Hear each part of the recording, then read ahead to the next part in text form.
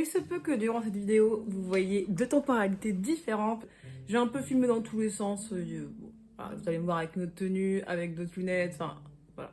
Dans cette sélection de romans graphiques ultra étranges, ultra bizarres, il y a des livres que je n'ai pas aimés et des livres que j'ai adorés, qui valent le coup graphiquement, mais l'histoire est nulle, et il y en a qui valent pas le coup graphiquement et dont l'histoire est super. Il y a des fois, il y a un match parfait et les deux conviennent. Et c'est le cas de Moi, ce que j'aime, c'est les monstres. Je crois que je suis un peu trop près, hein. On va un petit peu reculer. Hop. Moi, ce que j'aime, c'est les monstres. Je ne pouvais pas faire une vidéo sur les romans graphiques sans parler et sans mentionner ce livre-là, sachant que dans peu de temps, le tome 2 sort, et ça va être hyper cool à découvrir. C'est un travail graphique qui est fait à base de stylo. Elle a pris 6 ans pour pouvoir achever son œuvre, sachant qu'elle avait une maladie et qui a eu un impact sur son travail. Elle a même fini par se scotcher un stylo à sa main pour continuer à dessiner. Concernant l'histoire, l'étrange voisine de Karen est décédée d'une balle dans le cœur le jour de la Saint-Valentin. Karen, fan de monstres et de films d'horreur, souhaite enquêter. On suit dans ce roman graphique écrit sous forme de journal intime deux histoires qui peuvent se distinguer. Celle de la voisine décédée, donc on va la suivre dans une époque antérieure durant la période des nazis, mais surtout celle de Karen, 8 ans, de son quotidien, de son étrange quartier, où pour elle, il est indispensable de se considérer comme un monstre pour ne pas ressembler aux gens, qu'elle appelle grossiers, ennuyeux, nuls et stupides. Très intéressant de comprendre tout au long du roman pourquoi elle tient tant à se cacher, enfin plutôt à se montrer en tant que monstre. C'est brouillon, mais c'est extrêmement bien travaillé à la fois. Chaque page se dévore. Le seul point noir de ce roman graphique, c'est que je n'ai pas compris la dernière page, qui est très très énigmatique. Donc je me dis que le fait que le deuxième tome sorte enfin, j'ai peut-être à pouvoir avoir mes réponses, parce que honnêtement, il y a un truc bizarre, comme s'il y avait une confusion entre deux personnages. Enfin bref, très très hâte d'avoir la suite. C'est un livre qui est extrêmement qualitatif, il est solide, les pages sont épaisses, c'est vraiment un bel objet livre.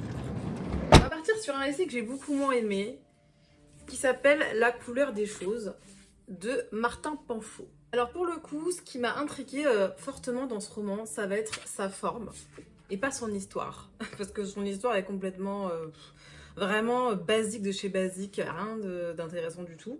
En fait, vous avez le récit qui est sous forme de pictogrammes, d'infographies un peu, vous voyez. Vous avez des petites légendes qui sont proposées tout au long du récit pour comprendre qui est qui et qui est quoi, ou quoi est quoi, pour le coup.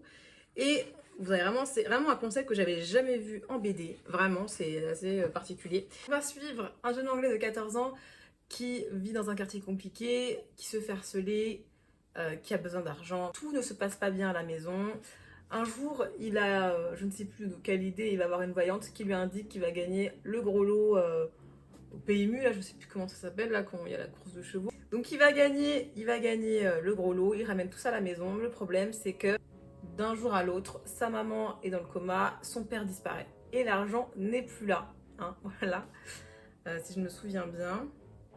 Et donc voilà, ça va être le début des problèmes. Course-poursuite pour retrouver le papa, l'argent, la difficulté avec sa mère qui est dans le coma, les gamins qui le harcèlent, enfin... Non, je trouvais ça assez mal fait pour le coup, l'histoire n'est pas du tout intéressante. Je vous conseille pas, je vous conseille vraiment de l'emprunter à la bibliothèque, vraiment de regarder les dessins, de vous dire ça existe, c'est une référence. Vraiment si un client vous dit j'ai tout lu dans ma vie et je veux lire un roman graphique qui me perturbe, visuellement bien sûr, je vous conseille La couleur des choses, hein. C'est le truc vraiment si tu n'as plus d'idées et que la personne elle a tout lu, ça je pense pas. Ok, ensuite, donc ça c'est pas du tout un favori, ça il faut se le dire. Epiphania. Alors de base ce roman est censé être en 3 tomes, moi j'ai commandé l'intégrale.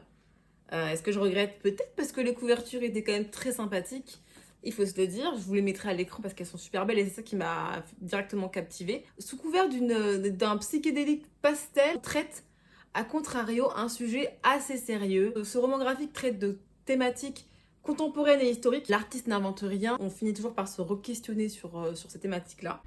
On va suivre le parcours d'un homme qui, après un tsunami meurtrier, découvre dans son jardin une tête qui jaillit, dont va naître un être hybride entre animal et humain.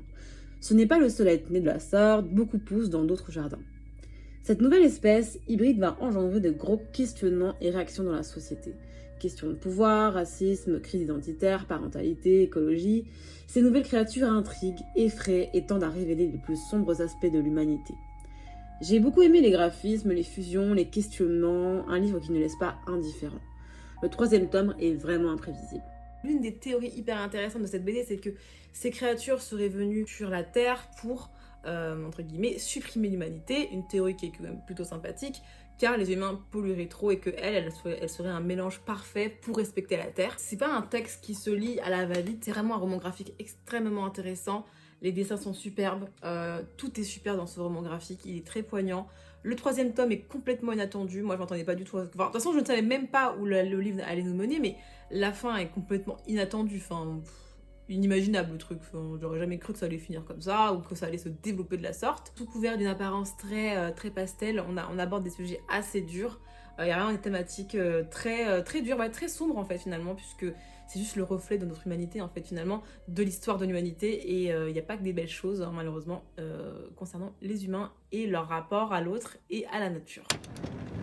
Voici un autre roman graphique un peu spécial. J'ai complètement flashé sur le travail graphique de ce roman. En gros, vous avez un travail graphique qui est assez particulier, qui peut être assimilé à une carte à gratter dans le sens où vous avez un fond noir et la forme apparaît grâce au blanc qui est gratté par l'artiste avec ses hachures, ce tracé monomaniaque qui fait apparaître la lumière dans l'obscurité. C'est une BD assez particulière parce qu'il n'y a pas de bulle. Et ça, c'est quelque chose que j'ai pas beaucoup vu. Bon, après, moi, j'ai pas une culture de la bande dessinée ou du roman graphique assez développée. Hein. Ça fait vraiment peut-être 4 ans que j'en lis un peu. Et là, j'ai été assez surprise de voir qu'en fait, il n'y a pas de bulle. Évidemment, au vu du titre, vous vous doutez bien que chaque histoire se finit par la mort. Voilà, c'est pas de spoil particulier. Ça commence, vous savez qu'il va y avoir un mort qui va arriver. Après, dans quelles conditions, c'est très particulier. C'est assez trash, il faut se le dire. C'est assez cru, je dirais. C'est une BD que j'ai peut-être fait l'erreur de lire d'un coup. Donc c'est vrai qu'au niveau moral, à la fin, on est un petit peu épuisé. Non, en vrai, c'est pas mal. Mais c'est vrai que vous me lirez une histoire de temps en temps parce que après, ça peut être évidemment répétitif puisque tout le monde meurt. Mais en plus, c'est un petit peu triste. Voilà. En fait, celui-ci, je sais pas si je le garde ou pas. J'hésite encore. Parce que je suis tellement fan du travail graphique. C'est tellement inspirant que je sais pas. Je vais demander à Croûte s'il veut le garder ou pas. Parce que voilà, ça dépend de lui.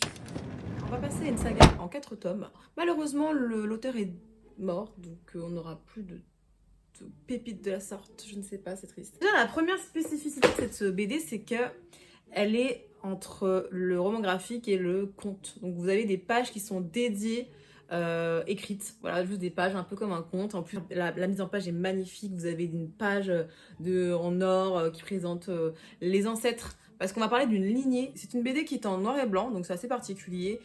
Les dimensions sont folles, puisque évidemment on va suivre une famille d'ogres qui au fur et à mesure et à force de liens consanguins a fini par dégénérer complètement au niveau de leur apparence. Au début ils étaient complètement gigantesques, ils ont fini par être minuscules, enfin plus grands qu'un humain bien sûr, hein, mais par rapport, quand vous voyez le avant-après, vous vous dites qu'il s'est passé des kilomètres quoi. Et en fait on va suivre l'histoire de Petit qui est vraiment le dernier de la lignée, qui est vraiment petit, un peu plus grand qu'un homme, mais là, le père, là, il est complètement choqué. Il est pas du tout content de la taille de son enfant. Bref, on va suivre cette famille au fur et à mesure des tomes grâce aux pages dédiées, donc qui sont écrites comme des contes. On va comprendre ce qui s'est passé et les liens familiaux. Pour vraiment vous donner des mots-clés et les thématiques qui sont propres à cette bande dessinée, vous allez avoir donc forcément la monstruosité, les liens familiaux dysfonctionnels, je dis bien dysfonctionnels, il n'y a rien de sain dans cette famille, c'est ultra malsain. Vous allez avoir du cannibalisme, parce que forcément des ogres ça bouffe tout et n'importe quoi, même ses propres congénères, hein, bien sûr. Ça va parler de décadence et de pulsion aussi. Il est inscrit au dos que c'est un récit gothique autour du déterminisme familial. Voilà, franchement je vous conseille ce titre-là. C'était trop bien, puis le format est magnifique quoi en fait, c'est magnifique. Ok, ensuite, quelque chose dont je n'ai pas du tout apprécié le travail du dessin, les couleurs, enfin il n'y a rien qui va, pour moi il n'y a rien, absolument rien qui va. Je déteste. Mais je me suis laissée tenter par le synopsis et j'ai pris une claque. Comme quoi, des fois, il faut arrêter d'être superficiel et de se contenter du dessin. J'ai été choquée, en fait, pour le coup, parce que ça m'a vraiment pas fait bader, mais si un peu quand même. J'ai eu des réflexions un peu après. Je l'ai lu 2 fois. Alors, les 2 fois, j'ai pas eu le même ressenti. Je vous expliquerai pourquoi. Finalement, on peut interpréter cette BD dans 2 sens. Donc, on va suivre Lubin, qui est un acrobate. Il tombe sur la tête. Et il se rend compte le lendemain qu'il a été absent une journée, il ne s'est pas rendu compte de ce qui s'est passé, il a raté un jour dans sa tête. En gros, on peut même dire qu'il vit un jour sur deux au début de la bande dessinée, il vit un jour sur deux.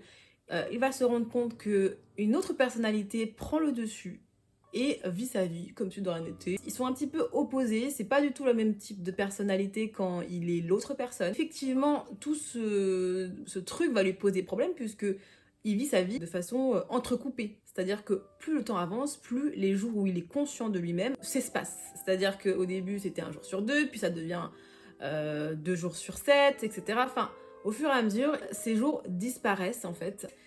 Il essaie au maximum de vivre sa vie, mais c'est très compliqué, il se sent envahi. Après, on peut avoir deux lectures différentes. D'un côté, ça peut être ce côté science-fiction, ce côté fantastique où on se dit bon bah on a vraiment de la peine parce qu'il est plus lui-même et puis il y a l'autre personne qui prend le dessus, qui en a rien à faire, qui vit lui aussi sa vie alors qu'en fait il parasite le corps de quelqu'un d'autre. Donc ça on a vraiment de la peine pour Lubin. Et d'un autre côté, lors de ma deuxième lecture, je me suis dit mais en fait là il faut le regarder d'un côté médical. Est-ce que finalement Lubin n'aurait pas un problème de trouble de la personnalité ou quelque chose comme ça? Et c'est vrai que j'ai lu plein de théories sur internet qui disait que finalement, est-ce que c'était pas un peu le passage un peu dur vers le côté adulte, puisque Lubin, il a un travail, voilà, c'est pas un travail stable, il est caissier et en même temps, il fait du spectacle vivant, donc c'est pas quelque chose dans la société qui est considéré comme quelque chose de stable. Est-ce que finalement, cette entité qui aurait pris le dessus, ce serait pas la maturité? Enfin, il y a vraiment beaucoup de réflexions qui ont émané de ce récit et c'est hyper intéressant, ça parle vraiment de la temporalité, ça parle de la maladie mentale, ça peut avoir aussi un côté science-fiction. Donc en fait, je trouve que c'est un roman graphique qui est assez complet, mis à part le dessin qui n'est pas du tout plaisant à mon goût, et je pense que je suis peut-être pas la seule à le penser, franchement j'espère. Mais vraiment, c'était hyper intéressant, je vous le conseille. C'est vrai que je l'ai conseillé à Croûte, je l'ai conseillé à mon frère, et ils étaient vraiment réticents parce que eux aussi, ils étaient pas fans de dessin. Mais j'ai vraiment poussé le truc en disant, mais tu vas voir. Et ils ont vraiment adoré tous les deux, donc je vous conseille. Voilà, c'est bizarre. Un roman graphique que j'ai adoré, enfin, que ce soit en termes de dessin ou en termes d'histoire, ça va être Mademoiselle Baudelaire de Isler. Donc on va parler de l'amante de Baudelaire qui s'appelait Jeanne Duval, qui était une femme noire. Et donc on va suivre leur relation complètement toxique et tumultueuse pendant des années. La BD a pris le parti d'être une lettre de Jeanne Duval écrite à la mère de Baudelaire pour lui raconter sa relation, puisque sa mère n'a jamais accepté, bien évidemment, la relation entre Jeanne et son fils. Donc en fait, on a pris le parti d'avoir cette lettre. Je pense que c'est une fausse lettre, hein, bien évidemment, c'est juste pour romancer le récit. Et le dessin, mais qu'est-ce qu'il est beau, c'est incroyable. Une œuvre d'art. Chaque page, c'est une œuvre d'art. Incroyable, le dessin du corps, les couleurs, la mise en page, tout est magnifique. C'est incroyable. Franchement, je suis vraiment subjuguée par le travail d'Isler. C'est le seul travail que j'ai lu pour l'instant de lui. Mais c'est un sujet, c'est un thème que j'aime beaucoup. J'aime beaucoup Baudelaire, j'aime beaucoup sa relation. Enfin, j'ai découvert il y a peut-être, je sais pas, 3-4 ans, la relation entre sa muse en fait et Baudelaire. Et je ne savais pas que c'était une femme noire. Des muses noires, il n'y en avait pas tant que ça au 19e siècle, en tout cas à Paris, en France. J'ai envie de faire une vidéo sur Jeanne Duval. Enfin, j'ai lu un roman, j'ai ce récit, donc voilà, on voit bien Jeanne Duval dessus. La Muse ténébreuse de Charles Baudelaire que j'avais lu, de Raphaël Confiant, donc à Martinique. J'aimerais bien faire une vidéo avec mon retour un peu plus détaillé sur ce roman, sur celui-ci aussi, voir quelles sont les différences, parce qu'il y a quand même des différences entre les deux. Il y a des choses qui diffèrent en termes de points sur la relation, des choses comme ça. J'ai noté des petites différences, donc à voir quelles ont été les références pour Isler. Comment j'ai annoté le livre de Raphaël Confiance, c'est abusé. Donc ouais, un jour j'aimerais bien faire une vidéo sur vraiment une vidéo spéciale Baudelaire et sa muse. Voir quel poème il a écrit pour elle, parce qu'il a écrit des poèmes pour elle. Donc voilà, faire un petit truc, un petit hommage à Jeanne Duval et à Baudelaire à travers une petite vidéo, au travers de ce que j'ai lu. Moi, je veux pas inventer des trucs. Mais j'y pense depuis hyper longtemps. En fait, à chaque fois, je retarde l'échéance, comme si ça me mettait une pression. Parce que c'est tellement une vidéo qui me tient à cœur que j'ai du mal à la faire, en fait. Je sais pas, c'est bizarre. Dans cette BD, qui est faite dans un camailleux de bleu absolument onirique, on dirait qu'on est sous l'eau quand on lit cette BD. On va suivre Samuel, qui est né muet, qui ne parle pas, donc de ce fait. Et comme le nom l'indique, il va être spectateur de la vie des autres, il va être spectateur même de sa propre vie, finalement. Et nous aussi, on va être spectateur de ce qu'il voit. Puisqu'en fait, la spécificité de cette BD, c'est que on est dans la tête, dans le regard de Samuel. Le fait que Samuel ne parle pas, c'est assez malheureux puisque les gens finissent par l'oublier et font des choses absolument abjectes devant lui. En plus, comme il parle pas, ils se disent qu'ils peuvent encore même rajouter une couche puisqu'il ne pourra pas le répéter, par exemple, parfois même. Samuel est un artiste, il dessine les gens mais pas de façon conventionnelle. On dirait qu'il travaille autour de la géométrie, on dirait qu'il dessine un petit peu, je sais pas, l'âme des gens peut-être, c'est un de ses points forts. C'est une BD qui est assez triste. Je n'ai pas été fort surprise par le déroulé du récit puisqu'on m'avait dit que cette BD serait triste. C'est vrai que j'ai eu un côté un peu où j'ai pris du recul en me disant je savais que ça allait être triste, donc finalement je suis moins atteinte que j'aurais pu l'être si je ne l'avais pas su. C'était intéressant, franchement, c'est une belle référence dans le roman graphique en termes de point de vue, en termes de couleurs. Donc une belle référence et un roman graphique assez bizarre, il faut se le dire. Un roman graphique un peu particulier. Cuisine avec Kafka. Alors en fait, un peu comme la couleur des choses, c'est à base un peu de signes, de symboles, d'infographies.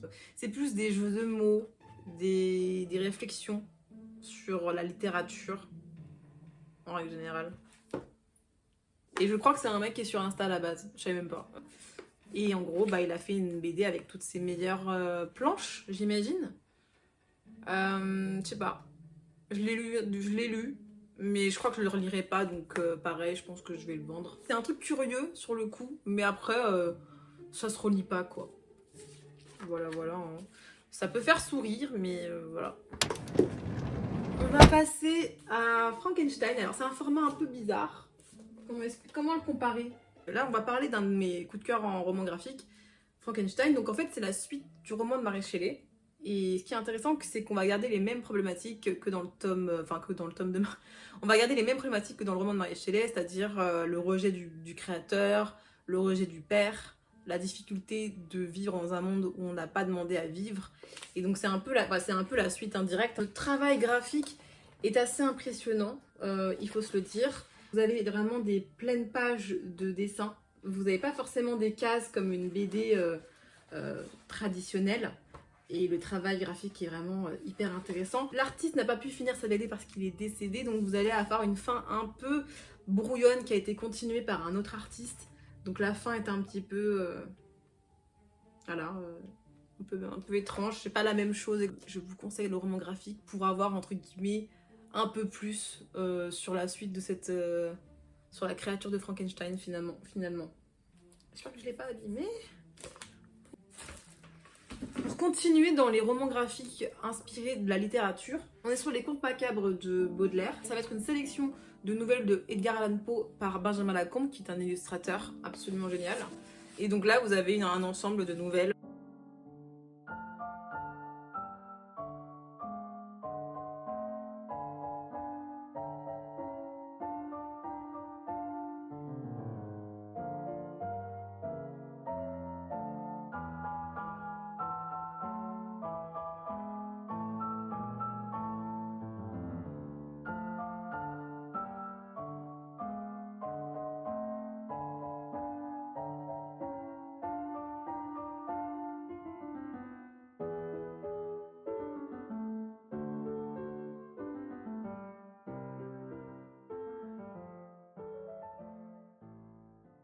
C'est agréable à lire, c'est agréable à regarder, c'est agréable à collectionner.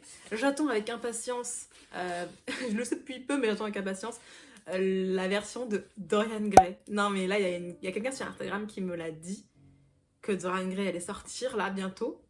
Je suis trop impatiente. Après, moi je suis un peu sélective, parce qu'il y a aussi Brajlon qui a sorti une belle édition de Dorian Gray, à l'instar de Frankenstein et et les contes de Maupassant et tout ça. Mais la couverture décevante, absolument décevante, je suis désolée, hein, moi je trouve ça pas joli. Hein. Dorian Gray, pour moi, il est pas comme ça. Hein. Après, Dorian Gray, pour moi, j'ai trouvé un acteur qui, pour moi, est parfaitement Dorian Gray dans sa description la plus pure. Je vous le mets à l'écran, je me souviens plus de son nom. Il a joué dans American Horror Story, saison 8, Apocalypse. Pour moi, c'est Dorian Gray. C'est lui, c'est parfaitement lui, c'est lui. Un autre roman graphique, alors c'est plutôt un recueil de poésie. Est-ce que je peux le faire rentrer dedans? Je peux le faire rentrer dedans parce qu'il y a du dessin. C'est un recueil de poèmes autour du chat. Et moi, je me suis dit, s'il n'y a pas de sphinx, je le prends pas. Et il y en a un. Je vais vous montrer. Il est trop mignon. Comment il s'appelle déjà? Je me souviens plus. Bon, il y a un sphinx et il y a un persan. Parce que j'ai un sphinx et un persan. Il s'appelle Hippolyte. Donc vous avez à chaque fois un portrait. Et là, vous avez le petit poème. Le persan est à côté du sphinx. Enfin, à la suite. Donc Raymond, le petit persan. Quand je parle de mes chats, je suis complètement gaga, désolée.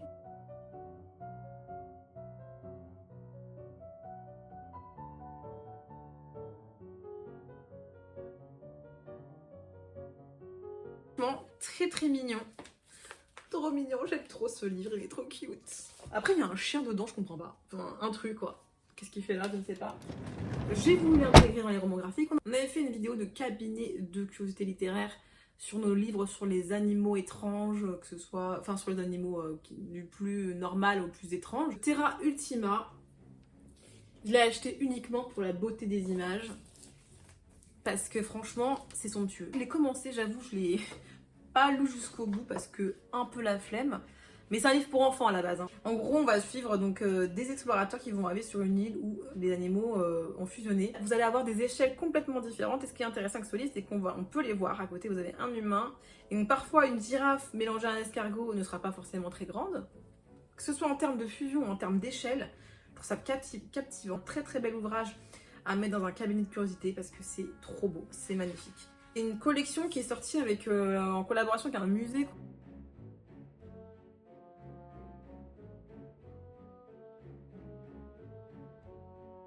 On arrive au bout de toutes mes BD étranges et curieuses, vraiment qui valent vraiment le coup pour certaines. Après, j'ai des comics aussi à lire et qui n'ont rien à voir avec le roman. Pour moi, je dissocie vraiment comics et romans graphiques parce que là, j'ai aussi... donc là je vais vous montrer un peu ce que je vais lire et qui peut être hyper sympa et même que j'ai commencé. Pour ça, vous avez Colder que j'ai commencé. En fait c'est une intégrale donc j'ai lu 2 tomes un ou deux tomes je sais plus. Enfin j'en suis à là. Autrefois détenu dans un asile d'aliénés, Déclan a le don de guérir les fous.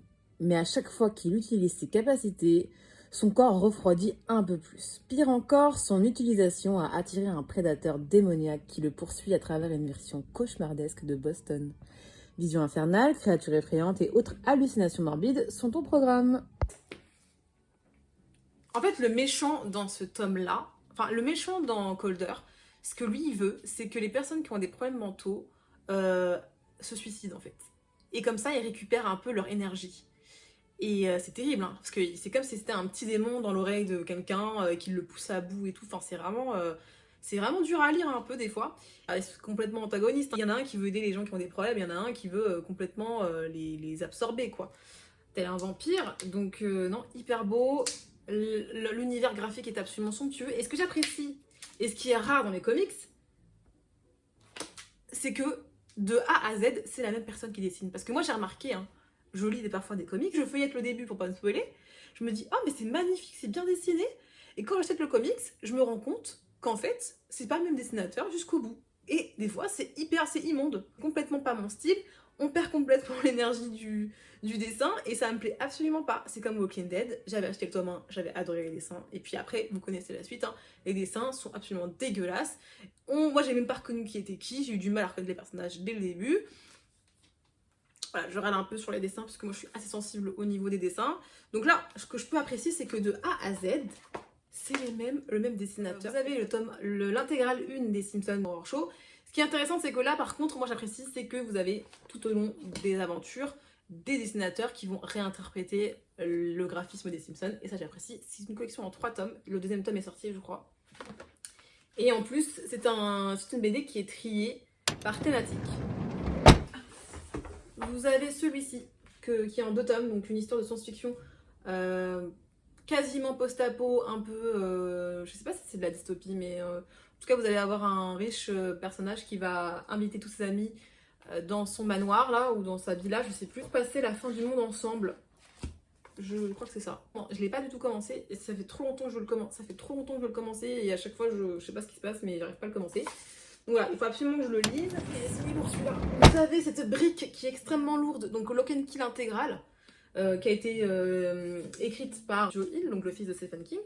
Donc un classique de la bande du comics à lire. Franchement, j'ai trop envie de le lire. Les dessins ils me laissent. En même temps j'aime bien, en même temps j'aime pas. Je sais pas. Donc à lire. J'ai un petit truc là, une petite BD qui traîne que j'avais oublié, c'est Hellraiser, tome 1. Alors franchement, moi je m'y connais pas du tout, savoir si c'est une référence ou pas, savoir si c'est la bonne BD ou pas, mais en tout cas j'ai un Hellraiser à lire, c'est un tout petit truc, là on l'avait acheté de l'occasion avec Croûte. Je sais même plus où on l'avait trouvé, c'était peut-être sur internet, je sais même plus. Au début, c'était à une phase où on était trop à fond sur Hellraiser. De toute façon moi Hellraiser, je l'avais en DVD. À l'époque où j'avais des coupures internet, moi je me passais le DVD tout le temps, je l'ai vu au moins 50 fois Hellraiser. Enfin le 1, hein, juste le 1, parce que après le reste tout n'est pas bon à prendre dans la saga Hellraiser. Mais voilà, donc après j'ai eu l'occasion de lire le roman, et donc là vous avez des comics. J'avais oublié de rajouter dans les BD que je dois lire, oublié de rajouter The End of Fear que je suis en train de lire. Vraiment je le lis mais doucement, je me lis une histoire par-ci, une histoire par-là. Très intéressant, très manichéen pour le coup, et bon c'est sûr c'est du old school, hein. C'est vraiment des choses en noir et blanc des années 50 quoi. Et il y a aussi les Matrix. Avant même que le film sorte, les Wachowski, c'est vrai que j'ai du mal à le dire, avaient envoyé le scénario à plusieurs artistes qui ont créé donc des histoires à partir du scénario, et après par la suite le film est sorti. Et c'est super intéressant parce que c'est pas du tout, il n'y a pas du tout d'influence par rapport au film, c'est vraiment juste le scénario et les idées d'artistes. Après dans celui-ci il y a quelques nouvelles, je crois qu'il y en a peut-être 5, je sais plus, qui sont sortis après le film. Donc peut-être une influence un peu plus prononcée pour les autres. Donc je ne les ai pas encore lus. Donc pareil, celui-ci, je le lis de temps en temps. J'ai beaucoup fait l'erreur de lire beaucoup d'intégrales et d'être déçue ou fatiguée, ou parce que c'était trop redondant. Donc là, je prends le temps de le lire. J'en suis à un tiers peut-être, oui. Ouais, un tiers du livre. Et c'est hyper intéressant. Je suis trop contente parce que j'adore Matrix. Et j'aime trop l'histoire et le fait qu'il y ait je puisse encore aller plus loin au travers de comics, ça me plaît trop. Donc voilà, trop contente d'avoir ce comics à continuer. Et je crois qu'on arrive à la fin de cette vidéo. N'hésitez pas à me dire si vous avez lu certains de ces romans graphiques et qu'est-ce que vous en avez pensé. Est-ce que vous les trouvez sympathiques, bizarres ou pas. Il y en a certains qui vont partir. J'avoue, il y en a peut-être 3 qui vont être vendus parce que je vois pas l'intérêt de les garder puisque ils ne m'ont pas plu. Ça restera des références dans ma tête ou ailleurs. Je pense que la prochaine fois qu'on se verra, ce sera pour notre liste de lecture pour l'automne. Un petit haul vintage, je pense aussi. J'ai bien hâte. Donc voilà, je vous dis à bientôt. Alors, petite précision sur pourquoi j'ai un poster de cinéma dans le salon. Tu expliques, s'il te plaît? C'est une affiche de cinéma. Tu m'as demandé un poster. Un poster en A3 à la base. Hein. J'avais dit maximum en A3. Un A3, c'est ça. Ça, c'est un A3. Ça, c'est un quoi? C'est un 1m60 sur... Ça fait ma taille, je crois. Non, c'est un peu plus petit que ma taille, mais... Voilà l'excès en personne. Après, c'est adorable, hein. Franchement, surprise de dingue. Hein. Moi qui voulais un petit poster tout petit, je me retrouve avec un film de cinéma datant de 1999. C'est vrai. C'est un de mes films préférés. Vous voyez pas ça aussi grand, mais... Fiche de cinéma, tu crois que ça fait quelle taille? Hein? Oui, c'est un détail. Un détail dans le salon, ça prend quand même la place d'une bibliothèque. Mais bref. Et du coup, il y a quoi? Il y a 4 kilos de pâte à fixe là? Ouais, j'en ai mis vraiment un peu partout parce que c'est un peu lourd hein, quand même. Hein. C'est de la toile. Hein. Bah ouais, je sais. Enfin, non, c'est pas de la toile, mais c'est une texture un Non, peu mais oui, étrange. Mais en tout cas, merci la croûte pour ce truc que j'ai retrouvé. Parce que moi, au début, je l'avais plié. Hein, parce qu'à un moment, je pouvais pas mettre. Oui, bah je sais, oui, c'est pas hyper discret. Ton t-shirt? C'est Gutslit. C'est du Death Grind indien. Cool. Ok, t'as une musique à conseiller pour ce groupe-là? Non, Quel album? Ah, tu vois, oh, c'est dommage! Je connais pas les titres par cœur, j'en sais rien. Tu le mettras Tu en tapes bas. Gutslit, tu prends ce que tu veux. Je te demanderai un titre et on le mettra à l'écran. Ok. Pour les fans de trucs un peu dégoûtants. Hein. Ça Voilà, va, je mets mon doigt comme une débutante, je mets mon doigt. c'est pas trop dégoûtant.